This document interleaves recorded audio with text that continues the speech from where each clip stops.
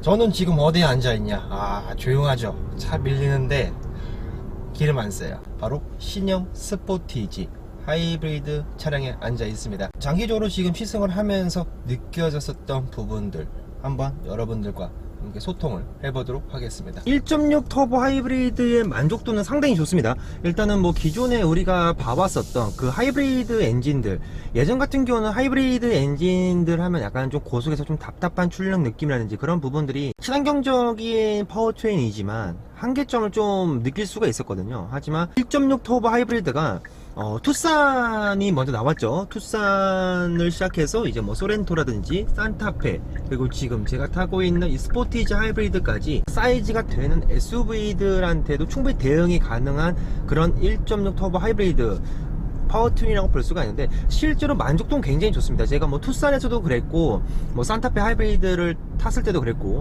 이 파워트윈의 만족도는 정말 최고인 것 같아요. 그러니까 아직까지도 전기차들이 지금 많이 출시가 되어 있고 전기차들의 기술들이 발전하고 있지만, 실질적으로 봤을 때 분명 우리가 양보해야 될 부분들이 상당히 많이 있어요. 그죠?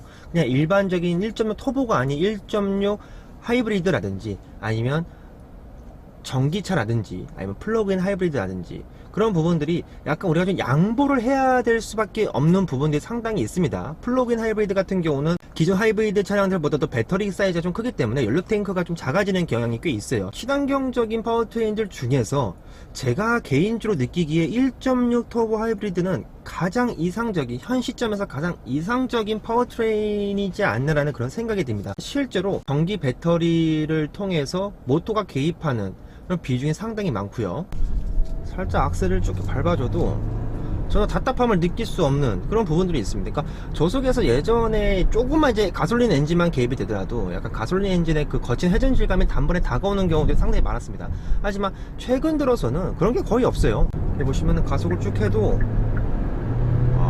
가솔린이 가동이 됐을 때 그 엔진의 회전 질감은 뭐 전보다는 많이 좀 부드러워졌다고 느낄 수 있지만, 일반적인 가솔린 엔진보다는 확실히 좀 더 거친 엔진의 회전 질감이 좀 느껴지는 건 사실이고요. 그리고 이제 앞쪽에 엔진이 있고 뒤쪽에 배터리가 있다 보니까 무게 밸런스가 상당히 어떻게 보면 좀 좋아진 그런 느낌도 없지 않아 있습니다. 그래서 사이즈가 투싼보다도 커요. 투싼보다도 큰데 앞뒤 무게 배분의 밸런스가 크게 나쁘지 않게 다가옵니다.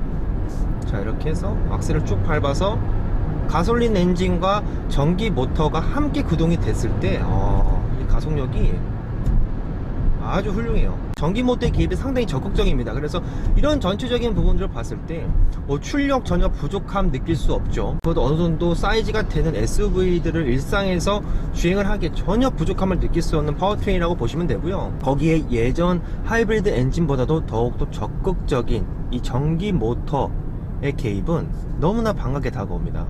연비 좋죠. 출력 부족하지 않죠. 진짜 이 정도면은 이미 디젤 엔진에 대한 대안을 뛰어넘었다 할 정도의 그런 수치로 보여집니다. 특히 이제 이 스티어링 휠에 타각을 줬을 때 이 핸들링에 대한 민첩 반응 자체도 뭐 그렇게 아주 민첩한 수준까지는 아니지만 어느 정도의 내가 주는 타각만큼의 차량이 바로바로 움직여주는 느낌은 들고 있고요. 좀 빠른 속도로 돌아도 전고가 꽤 높거든요. 이 녀석이 투싼보다 전고가 좀 높은데도 꽤나 안정적인 코너링을 보여줍니다. 파워트레인적으로 전혀 부족함이 없어요. 고속에서의 안정감도 상당히 좋고요. 디젤과 좀 비교를 한다면 디젤은 초반 토크의 그 특유의 그 토크감이 있지 않습니까? 초반 특유의 토크감이 디젤 엔진의 약간 좀 매력이라고 볼 수가 있는데, 그에 비해서 가솔린 엔진은 초반 토크가 좀 약할 수밖에 없었죠. 하지만 그 부족한 토크감을 이 전기 모터가 바로 쫙 보충을 해주다 보니까 브레이크 느낌도 괜찮습니다. 브레이크 느낌이 초반에 굉장히 좀 담력이 좀 세게 들어가요. 좀 일정한 담력이라고 느껴지진 않고요. 좀 초반에 좀 담력이 좀 몰려있다, 쏠려있다라고 보시면 될 것 같아요. 자, 이렇게 지금 고속 주행을 하다가 정체가 시작됐어. 그러면은 하이브리드의 가장 큰 장점이잖아요. EV 모드로만 가면 됩니다. 그러니까 딱 계속해서 내가 내 차의 연료 효율성이 너무나 지금 좋게 느껴진다라는 게 계속 느껴져요. 물론 앞뒤 클러스터에도 이렇게 실시간 연비가 계속해서 보여주고 있기 때문에 그에 대한 만족감도 상당히 좋지만 그 수치를 보지 않아도요, 그냥 딱 봤을 때 차 밀리면 나는 기름 안 써. 딱 요거 이게 바로 하이브리드의 매력이지 않나 그런 생각이 듭니다. 근데 여기서 좀 웃긴 게요, 이쪽에 이 숫자 폰트는 상당히 이쁘지 않습니까? 근데 이 숫자 폰트 있죠, 이 속도계에 있는 숫자 폰트는 약간 얘는 아날로그 감성을 좀 강조하는 건가요? 그죠? 좀 되게 익숙한, 우리가 예전에 군대 갔을 때 그 손목시계에 있었던 그 숫자 폰트랑 되게 비슷한 것 같아요. 자, 이쯤에서 한번 실내를 한번 좀 둘러보도록 할게요. 이런 구성들 자체가 전반적으로 정말 인체공학적인 느낌이다, 운전자에게 최대한의 배려를 선사해주는 모델이다 라고 할 수 있을 정도로 실내의 만족감은 굉장히 좋아요. 정말 굉장히. 클러스터와 디스플레이가 이어지는 이 커브드 디스플레이 같은 경우의 완성도가 저는 솔직히 얘기해서 지금 벤츠 E클래스 있죠, E클래스보다도 좋은 것 같아요. 그러니까 선명도 부분도 거의 뭐 큰 차이가 없고요. 일단은 벤츠 E클래스는 이렇게 운전자 중심이 아니라 평평한 디스플레이로 이어져 있지 않습니까? 이 스포티지, 그러니까 기아가 요즘에 K8도 그렇고 K8도 그렇고 이 스포티지에 와서도 이게 바로 운전자 중심 각도의 영향이기도 한데, 딱 이 커브로 이어진 이 느낌이 굉장히 고급지고요. 진짜 이거는 너무나 고급지고, 이 통합 인포테인먼트 시스템. 그래서 지금 이제 이 화살표 모양을 누르게 되면은 이 내비게이션에 관련된 버튼이 나오고, 밑에 공조 버튼을 누르면 공조 버튼으로 바뀝니다. 근데 이게 정차를 했을 때 조작하기에는 상당히 괜찮아요. 괜찮지만 지금처럼 제가 지금 고속 주행을 하고 있을 때 여기 누르려면요, 살짝 이게 좀 흔들리죠. 제가 수전 찍는 것도 아닌데 살짝 이게 좀 맞추려고 이제 집중을 해야 됩니다. 이런 부분들 때문에 고속 주행을 했을 때 공조를 맞춘다거나 아니면은 뭐 내비게이션 인포테인먼트 시스템을 작동을 시킬 때, 근데 이 버튼 누를 땐 괜찮은데 이쪽에 있는 버튼들을 누를 때 고속 주행하기에는 살짝 좀 터치다 보니까 물리적인 버튼들에 비해서는 약간의 버튼 직관성은 좀 떨어진다라는 게 좀 개인적인 느낌을 들고요. 여기에 약간의 그 겉에 그 지문이 남지 않는 필름 같은 걸 좀 씌워놓은 것 같아요. 그래서 지문이 그렇게 많이 남지가 않습니다. 그래서 이런 부분들은 또 칭찬해 주고 싶고요. 그리고 이제 뭐 시동 버튼이라든지 기어 노브, 그리고 열선 통풍, 이런 모든 기능들, 주행에 관련된 모든 버튼들이 다 이쪽 센터 콘솔 쪽에 있다 보니까 정말 편리해요.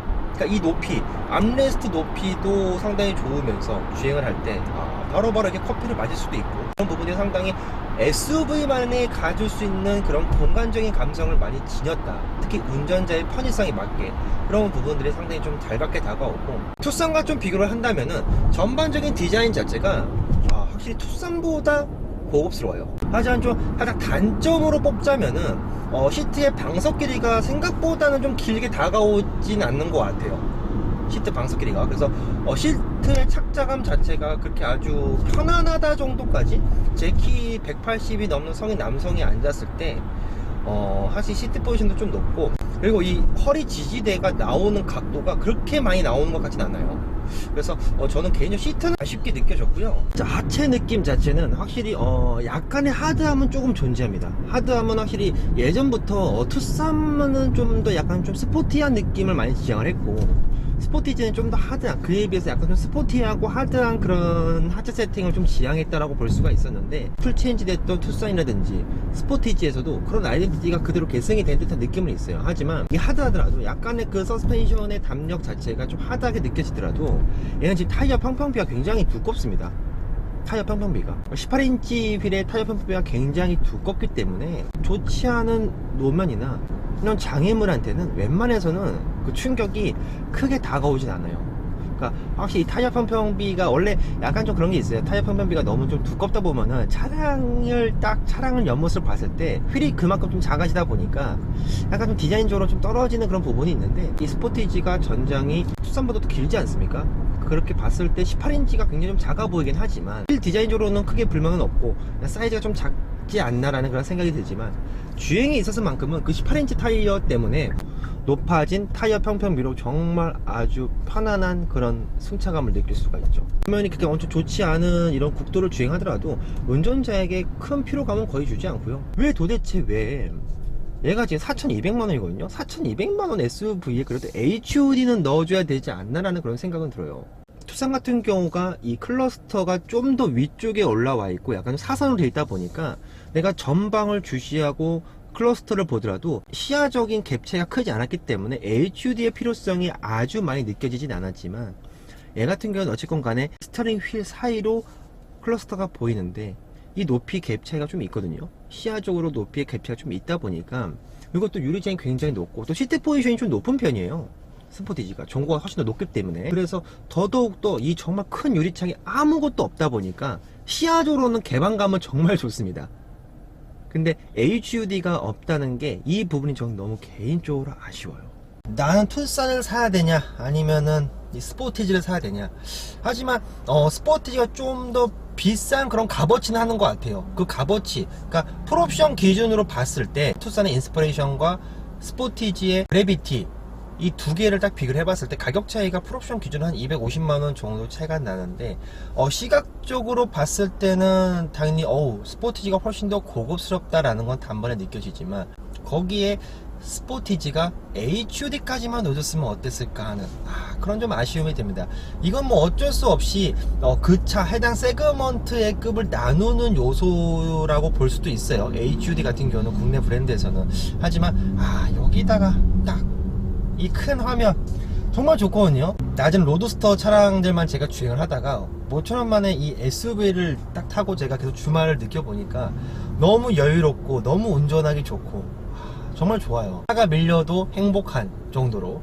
하지만 이 넓은 창문에 HUD만 딱 있었으면 어땠었을까 하는 그런 생각은 좀 듭니다. 이 밤에 됐을 때 야간에 앰비언트 라이트가 딱 들어왔을 때 느낌도, 앰비언트라는 요소만 딱 놓고 봤을 때 스포티지가 투싼보다 200밴 더 고급스러운 것 같아요. 앰비언트 라이트가 이 정도는 돼줘야지. 4일 동안 제가 이 스포티지 하이브리드를 주행을 하면서 이 차로는 정말 많은 라이프 스타일을 대응할 수가 있고, 첫 차로서도 아니면 패밀리 목적성에도 다양한 목적성을 띠고 있는 그런 차량이지 않나. 그러니까 정말 전천후로 정말 아주 훌륭한 그런 만족감을 주는 차량 같아요. 일단 뭐 출력 부족함 없지, 그 다음에 타이어 편평비로 인한 하체 세팅이 좀 하드하지만 승차감도 꽤나 나쁘지가 않고, 그리고 공간적인 부분도 상당히 좋지 않습니까? 2열 공간도 좋고 트렁크 공간 정말 커요. 제 예전 스포티지랑은 비교가 안 될 정도로 정말 넓은 트렁크 사이즈를 보여주고, 근데 연비 좋거든요. 제가 지금 계속해서 제가 거의 한 500km 넘게 주행을 했는데도 연비가 계속 18km예요. 고속주행도 많이 했고 도심주행도 많이 했는데도 복합 연비가 18km. 야, 대단하지 않습니까?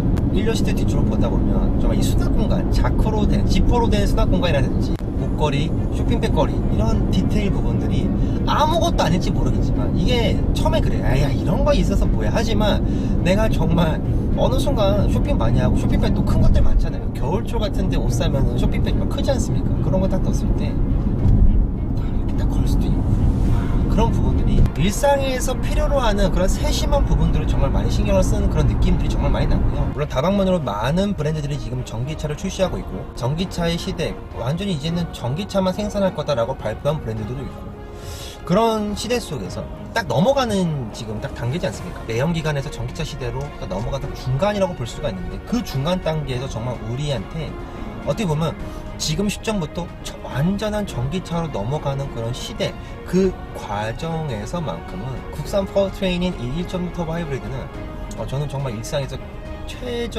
최고의 만족도를 느낄 수 있지 않을까, 그런 생각이 들었습니다. 제가 이 스포티지 하이브리드를 빨아주는 건 아니에요. 그냥 저는 솔직히 국산, 이런 국내에서, 국내 브랜드에서 나오는 1.6 터보 하이브리드 이 파워체인 자체의 만족도가 너무 좋은 것 뿐입니다. 그래서 뭐 디자인적으로도 선택권이 굉장히 많고, 사이즈별로 뭐 투싼 스포티지, 소렌토, 산타페 세그먼트별로도 이 파워트레인이 적용돼 있고, 1.6 터보 하이브리드라는 파워트레인은 제가 볼 때는 가솔린의 장점과 디젤의 장점을 모두 잘 섞은 그런 구동계통이기 때문에, 정말 내가 지금 만약에 SUV를 산다, 좀 더 사이즈가 있는 소형이 아닌 중형 정도 SUV를 산다 하시는 분들한테는 정말 이 1.6 터보 하이브리드 정말 추천드리고, 정말 내 라이프 스타일에 잘 대응을 해줄 수 있는 녀석으로 선택하시면 될 것 같아요. 근데 그런 부분에 있어서 이 정도의 실내 고급짐과 이 정도의 공간, 최근 SUV들은 약간 너무 도시명 SUV의 느낌을 좀 따라가려는, 좀 미래지향적이고 도시명 SUV라는 이미지를 더욱더 각인시켜주기 위한 그런 디자인들이 많이 나오고 있는데, 요번 이 스포티지 하이브리드 같은 경우는 약간의 클래식한 SUV의 그런 DNA를 바탕으로 미래지향적인 느낌을 담아내지 않을까. 그래서 더더욱더 뭔가 남자들한테 보다 좀 더 어필이 되지 않은 차량이지 않을까, 그런 생각이 들었습니다. 자, 지금까지 신형 스포티지 하이브리드 시승기였습니다. 영상 재밌게 봐주셔서 감사드리고 저는 다음 영상에서 또 찾아뵙도록 하겠습니다. 자, 감사합니다.